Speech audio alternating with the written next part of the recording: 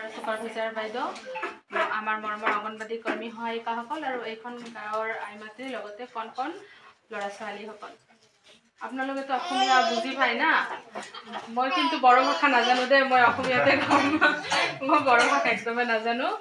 তাৰমানে বাইদেউতো কোৱা মতেতো আজি আমাৰ যিখন প্ৰগ্ৰাম আমি পোষণ মাহত ৰাখিছোঁ, সেইখনৰ মূল উদ্দেশ্যটো হ'ল লোকেল ফৰ ভোকেল, মানে আমাৰ লোকেল শাক চব্জি যিবিলাক আমি পাওঁ সেইখনৰ ওপৰত আমি এখন ডেমনষ্ট্ৰেশ্যন মানে আপোনালোকক সেইখন অলপমান আমি বুজাম, সেইটোৱে আমি মানে আজি প্ৰগ্ৰামৰ উদ্দেশ্য। লগতে আমি আৰু বহুত কিবা কিবিও গাঁৱৰ মানুহৰ কাৰণে আলোচনা কৰিম, যেনেকুৱা ইনফেণ্ট য়ং চাইল্ড ফিডিং বুলি এটা আছে, আমি লগতে সেইটোও আলোচনা কৰিম। যিহেতু আমাৰ ইয়াতে প্ৰসূতি মাতৃ কিছুমান আছে, বাচ্চাবিলাকো আছে, আৰু আগতীয়াকৈ আপোনালোকে আৰু মাতৃ হ'ব, গৰ্ভৱতী হ'ব। তো আমি এইখিনিৰ ওপৰতো চাইল্ড ফিডিঙৰ ওপৰতো অলপমান আলোচনা কৰিম। তো আগতে আমি আমি মানে প্ৰথমত যিখিনি আৰম্ভ হয়, আমাৰ উদ্দেশ্যটো আৰম্ভ হয়, আমি যে কাম কৰোঁ, আমাৰ অংগনবাদী কৰ্মীবিলাকে যে কামখন কৰি আছে এটা গাঁৱত, আমি কেতিয়াৰ পৰা কামটো আৰম্ভ কৰোঁ। আমি বুলি এটা কথা আছে নহয়, আমি কওঁ যে 1000 days মানে 1000 দিন, আমি তেতিয়াৰ পৰাই আমাৰ কামটো আৰম্ভ হয় গাঁৱত। এজন মাতৃ গৰ্ভৱতী হোৱাৰ পৰা, যিদিনাৰ পৰা কনচিভ হয়, তাৰ পৰা শিশুসকলৰ 2 বছৰ হোৱালৈকে 1000 দিনীয়া এটা প্ৰগ্ৰাম থাকে, তেতিয়াৰ পৰাই কামটো আৰম্ভ হয়। তাৰপিছত 2 বছৰ পাৰ হোৱাৰ পিছত 3 বছৰত শিশুটো অংগনবাদী কেন্দ্ৰলৈ যায়। কেন্দ্ৰত সিহঁতকো পঢ়া শুনা কৰোৱা হয়, খেলা ধূলা কৰোৱা হয়, লগতে খোৱা লোৱাৰো মানে সিহঁতক শিক্ষা দিয়া হয়। আৰু তাৰপিছত আমাৰ 3 বছৰৰ পৰা 6 বছৰলৈকে অংগনবাদী কেন্দ্ৰ। তাৰপিছত আহে আমাৰ কিশোৰীসকল। আমি সেনেকৈ ষ্টেপ বাই ষ্টেপ আমি মানে কামখিনি কৰোঁ।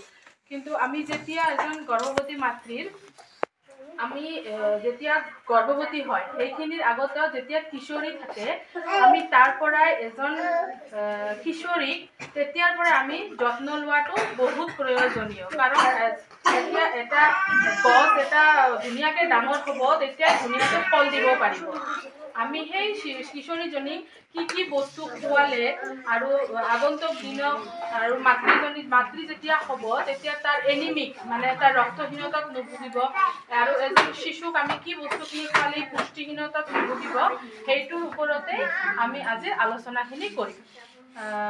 আমি মানে সেই বস্তুখিনি আমি আমাৰ ঘৰুৱা খাদ্য দি, আমি ঘৰত আমি টকা পইচা ইমান খৰচ নকৰি, আমি আমাৰ ঘৰুৱা খাদ্য দি আমি কেনেকৈ সিহঁতৰ ৰক্তহীনতা পুষ্টিহীনতা দূৰ কৰিব পাৰোঁ, আমি সেইখিনিৰ ওপৰতে লক্ষ্য ৰাখি এই প্ৰগ্ৰামটো আমি ৰখা হৈছে। আপোনালোকে বহুতেই জানে বস্তুখিনি, আমাৰ গাঁৱৰ মহিলাখিনিও বহুত বস্তু জানে।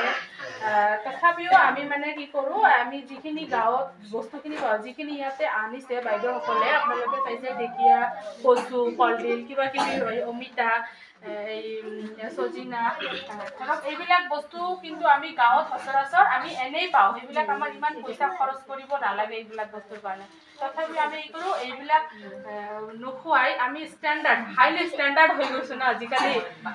বজাৰত দামী কিনা বস্তু শাক চব্জি, য'ত মানে ফৰ্মালিন থাকে, য'ত বহুত ধৰণৰ কীটনাশক দৰৱ দিয়া হয়, পাচলিখিনি তাজা ৰাখিবৰ কাৰণে বহুত ধৰণৰ মেডিচিন ইউজ কৰা হয়, আমি সেই বস্তুখিনিয়ে কিনি খাই আজিকালি কি হৈছে, মানুহ বেমাৰত ভুগি আছে। আমি এদিনতেতো মানুহ বেমাৰত নুভুগে, আমি 5 বছৰ 10 বছৰ যেতিয়া মেডিচিন অলপ বস্তু খাই থাকোঁ, তাৰপিছত গৈ পেলাই আমাৰ ষ্টন হয়, আমাৰ কিবা কিবি লিভাৰৰ প্ৰব্লেম হয়, আমাৰ মানুহৰ ফেটি লিভাৰ হয়, কলেষ্ট্ৰল হয়, বহুত ধৰণৰ বেমাৰৰ সৃষ্টি হয়, হয়নে নাই? আজিকালি কিন্তু ঘৰে ঘৰে আপোনালোকে চাব ষ্টন হৈছে, তাৰপিছত কিছুমানৰ ফেটি লিভাৰ হৈছে, কিছুমানৰ কি হৈছে, কি হয় সেইটো শকত হৈ যায়, কিছুমান কি হৈ যায়, নহয় এইটো কি, এই যে